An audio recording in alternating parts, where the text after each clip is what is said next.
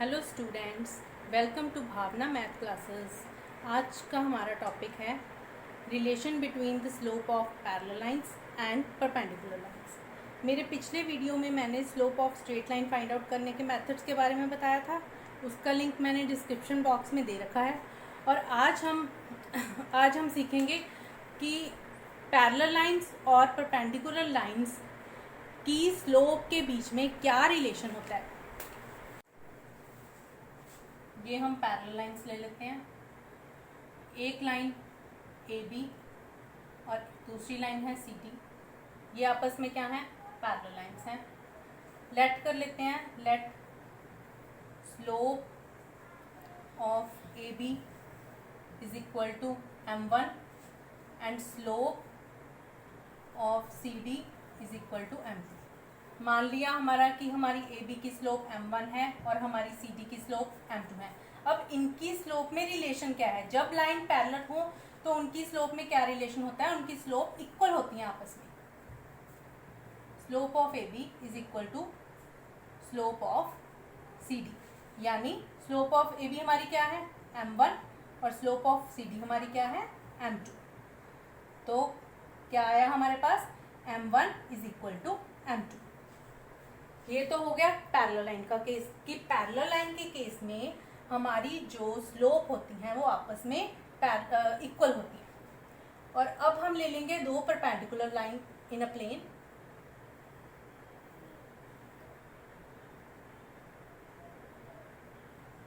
ये लाइन ले ली हमने पी क्यू, ये ले ली आर एस। अब लेट कर लेते हैं कि slope of P Q is equal to m3 और slope of R S is equal to m4। अब जब लाइन परपेंडिकुलर हो आपस में तो उनकी स्लोप का प्रोडक्ट इज इक्वल टू -1 के इक्वल होता है। Product of slopes is equal to -1, यानी प्रोडक्ट ऑफ स्लोप्स क्या हो गया? m3 और m4। m3 into m4 is equal to -1।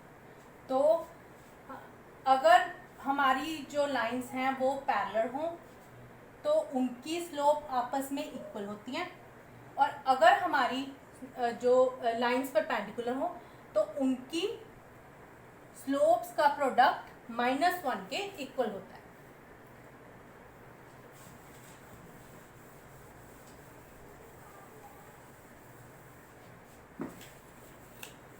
In short हमने क्या, if lines are parallel then slope equal. तो हमने सिर्फ इतना याद रखना है कि अगर लाइन पैरेलल है तो स्लोप इक्वल है। If lines are perpendicular then उनकी स्लोप जो है वो product of slopes is equal to -1। और हम ऐसे भी बोल सकते हैं कि अगर स्लोप इक्वल है तो लाइंस पैरेलल होंगी, अगर लाइन पैरेलल है तो स्लोप इक्वल होगी, और अगर लाइन परपेंडिकुलर है तो प्रोडक्ट ऑफ स्लोप -1 के इक्वल होगा, और अगर जो प्रोडक्ट ऑफ स्लोप -1 के इक्वल आ रहा है तो इसका मतलब वो लाइन जो है वो पैरेलल होगी।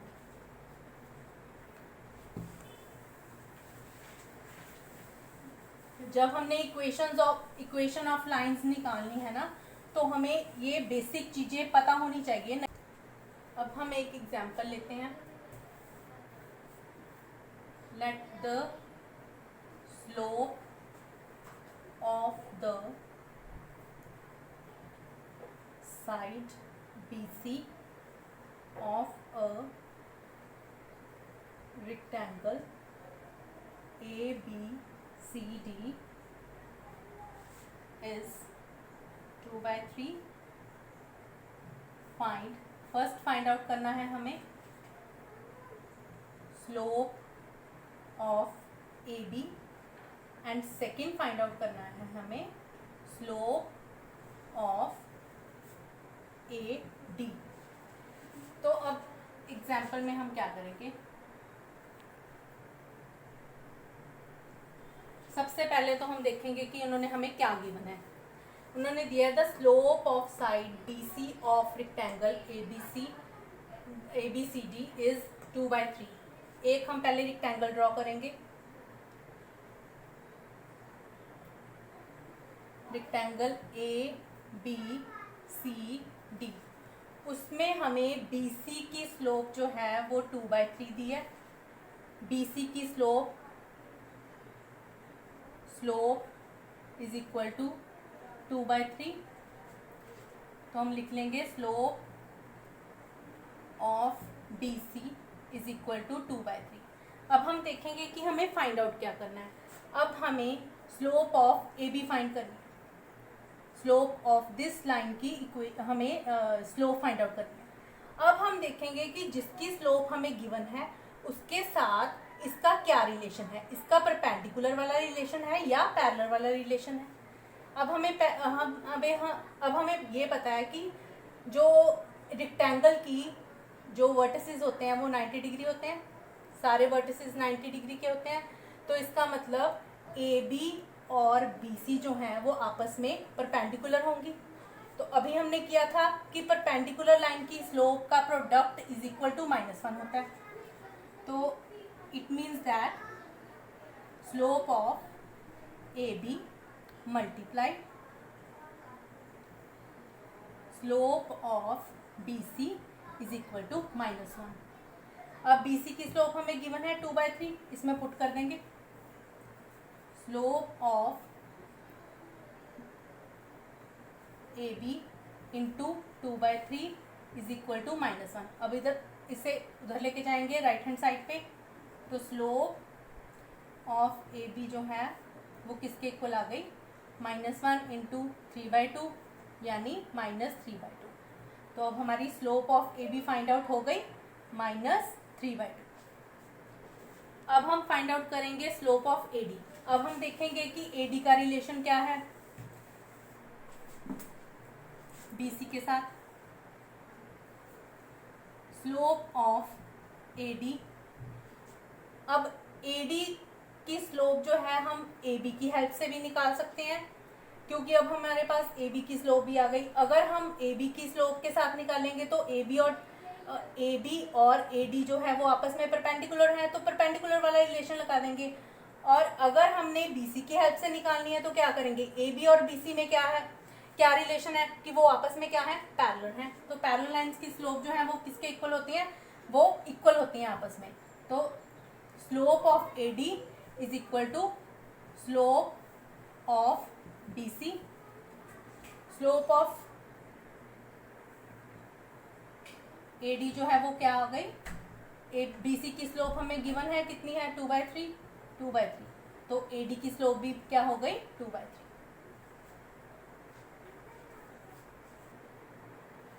अभी तो हमने AD की स्लोप को BC की स्लोप के हेल्प से निकाला। अगर यही AD की स्लोप को हमने AB की हेल्प से निकालना हो तो तब अब हमें देखना होगा कि AD और AB का क्या रिलेशन है, ये आपस में परपेंडिकुलर हैं। तो स्लोप ऑफ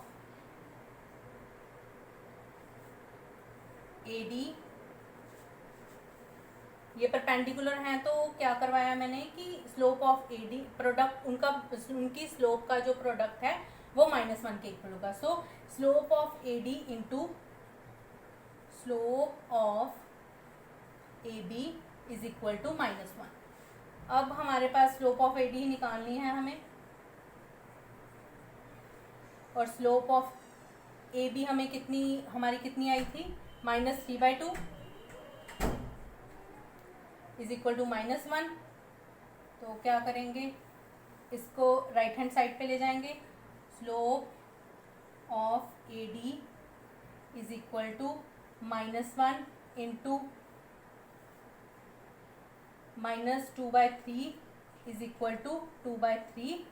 तो इस केस में भी हमारी स्लोप है वो 2/3 आई, चाहे हमने AD को BC की हेल्प से निकाला, चाहे हमने AD को AD की स्लोप को AB की हेल्प से निकाला। हमारे दोनों केसेस में आंसर कितना आया, 2/3 2/3। तो कहने का मतलब कि पैरेलल लाइन की स्लोप, जो पैरेलल लाइंस की स्लोप आपस में इक्वल होती हैं और परपेंडिकुलर लाइंस की स्लोप का प्रोडक्ट इज इक्वल टू -1 के इक्वल होता है। हमें सिर्फ ये देखना है कि हमारी जो लाइंस हैं उनमें क्या रिलेशन है। अगर पैरेलल वाला रिलेशन है तो स्लोप इक्वल, और अगर परपेंडिकुलर वाला रिलेशन है तो product of slope is equal to -1 के इक्वल।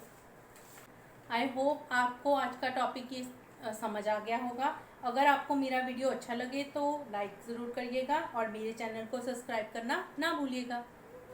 Thank you.